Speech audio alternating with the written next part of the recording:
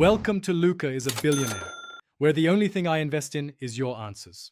In this video, I will explain how to use your Mac Mini. First, let's get it set up. Connect the power cable, then use an HDMI or USB-C cable to link your Mac Mini to a monitor. Next, plug in your keyboard and mouse.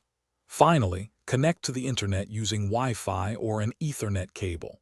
Once everything is connected, press the power button to begin your Mac Mini experience.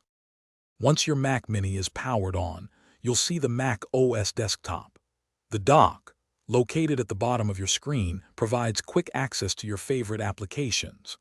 Use the Finder, represented by a blue face icon, to browse and organize all your files and documents.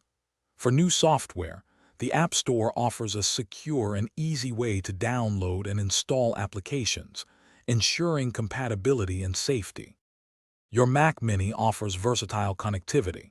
It includes several USB-A and USB-C ports for connecting external devices like printers, cameras, or external storage drives. For wireless accessories, you can easily pair Bluetooth headphones, speakers, or other peripherals through system settings. If you need a consistently fast and stable internet connection, simply plug an Ethernet cable into the dedicated port on the back.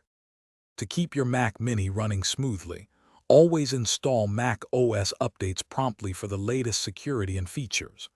It's crucial to back up your data regularly using Time Machine or a cloud service to protect against loss.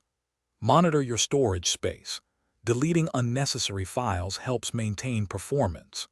Finally, a simple restart every now and then can often resolve minor software issues and keep your Mac Mini responsive. Thanks for watching and please subscribe. It's the best investment you'll ever make.